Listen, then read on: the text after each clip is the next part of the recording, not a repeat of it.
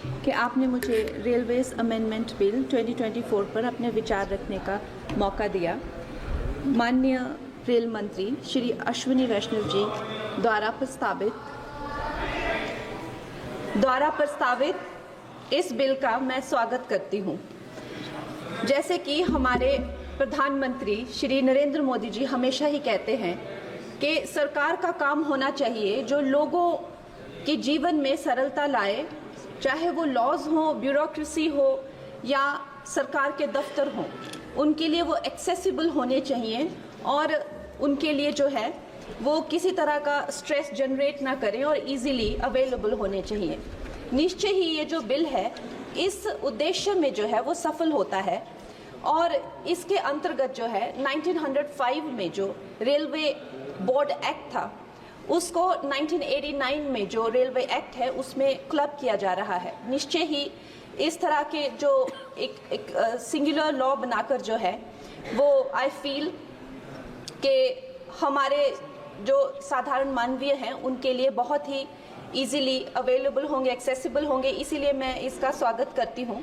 और another very important government body railway board, जिसको directly जो कॉरपोरेट्स के जो हर्डल्स होते हैं, जिसको हमारे प्रधानमंत्री जी हमेशा कहते हैं कि दफ्तरों के चक्कर लगाने या लोगों को एक डेस्क से दूसरे डेस्क भेजना, आई थिंक इससे भी उनको जो है वो छुटकारा मिलता है। ये डायरेक्टली जो है सेंटर के अंडर जो है रेलवे बोर्ड को लिया जा रहा है, इसका भी मैं पूरा स्वागत करती हूँ।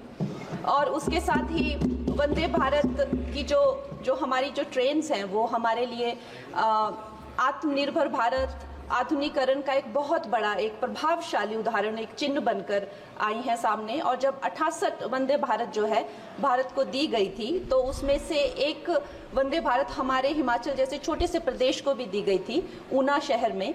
उसके साथ ही मैं जानती हूँ कि हिमाचल बहुत ही एक दुर्गम क्षेत्र है, मगर जिस तरह से हमारी सरकार भारतीय जनता पार्टी जम्मू कश्मीर हो गया या और पहाड़ी इलाके हो गए, उनमें जो है इतने ज़्यादा रेल प्रोजेक्ट्स जो है वो लॉन्च कर रहे हैं, उसी के साथ भी हमें भी हिमाचल के लिए बहुत ज़्यादा जो है वो सर्वेज हो रहे हैं, रेल का बजट मिला है। शिमला हो गया या धर्मशाला, कांगड़ा और बैजनाथ हो गया, ऐसे न जाने बहुत सारे जगहों पे, हमीरपुर जैसी जगहों पर जो है बहुत सारे प्रोजेक्ट्स आ रहे हैं।